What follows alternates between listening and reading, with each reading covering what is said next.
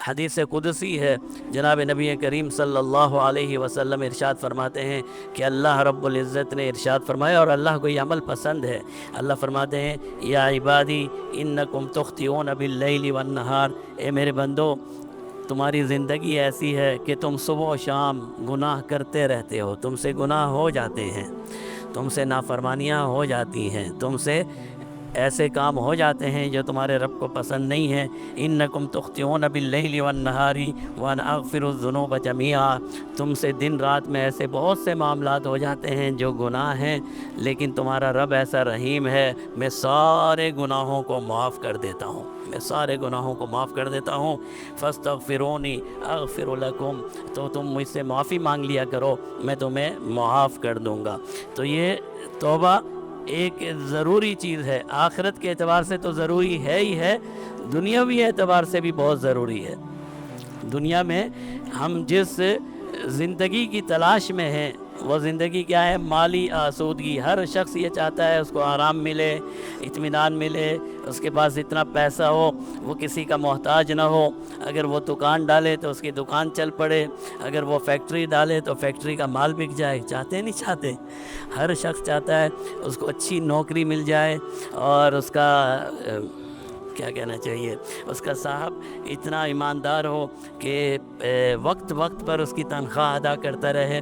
مالی آسودگی ہر انسان کی بنیادی ضرورت ہے، فائنینشیل اسٹیبلٹی کہہ لیں، جو آپ کہنا چاہتے ہیں اس کو کہہ لیں، ہر انسان کی بنیادی ضرورت ہے، اور ہر انسان اسی کے پیچھے بھاگ رہا ہے، اسی کے پیچھے بھاگ رہا ہے۔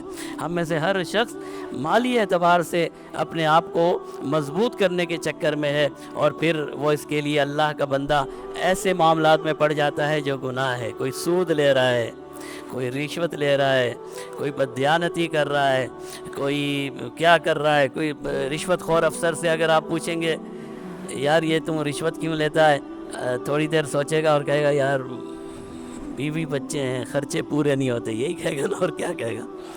بیوی بچے ہیں، ان کے خرچے ہیں، ان کی ضروریات ہیں، تنخواہ سے پوری نہیں ہو رہی۔ سود والے کو آپ کہیں گے بھئی سود کیوں لے رہا ہے، وہ کہے گا یار مجھے کاروبار بڑھانا تھا، اور یہ تھا اور وہ تھا، فیکٹری چھوٹی پڑ رہی تھی، فیکٹری کے ساتھ جگہ مل رہی تھی، پیسہ تھا نہیں، میری ضرورت تھی تو میں نے سود پر پیسہ لے لیا۔ کسی کو آپ کہیں گے تو غلط بیانی کیوں کرتا ہے، اس کا اپنا، یہ ساری بنیاد اس بات پر ہے کہ ہمیں مالی اعتبار سے آرام پہنچے۔ حضرت نوح علیہ السلام اللہ کے پیغمبر ہیں، اور اللہ نے قرآن میں ذکر کیا ہے، وہ اپنی قوم کو بتاتے ہیں کہ میری قوم کے لوگوں اگر مالی آسودگی چاہتے ہو اور اطمینان اور سکون مالی اعتبار سے چاہتے ہو تو اللہ سے توبہ اور استغفار کر لو، اللہ سے توبہ اور استغفار کر لو۔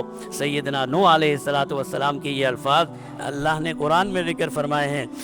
اللہ حضرت نوح فرمانے لگے اے میری قوم کے لوگوں اللہ سے معافی مانگ لو، یا قوم استغفروا ربکم انہ کان غفارا، میرے رب سے معافی مانگ لو، وہ معاف کرنے والا ہے۔ جب تم توبہ کر لو گے یرسل السماء علیکم مدرارا، تم پر موقع با موقع پر بارشیں نازل ہوں گی، جب تمہاری ضرورت ہوگی اللہ آسمان سے بارشوں کو نازل فرما دیں گے۔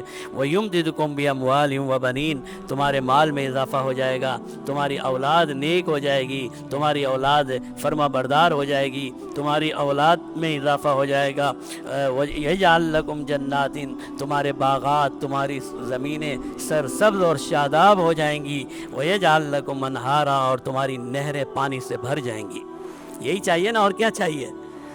یہی چاہیے کہ کچھ اور چاہیے؟ بھئی ہر چاہتا ہے میری اولاد مطیع اور فرما بردار ہو۔ پہلی بات تو یہ اولاد ہو، پھر نیک اور صالح ہو، میرے پاس اتنا مال ہو کہ میں اپنی ضرورت پوری کر سکوں، میرے پاس باغ ہے تو اس میں پھل لگنے چاہیے، زمین پر پانی آنا چاہیے۔ سیدنا نوح علیہ السلام نے فارمولہ عنایت فرمایا کہ اگر تم دنیا میں مالی اعتبار سے اچھے ہونا چاہتے ہو اللہ سے توبہ اور استغفار کرو۔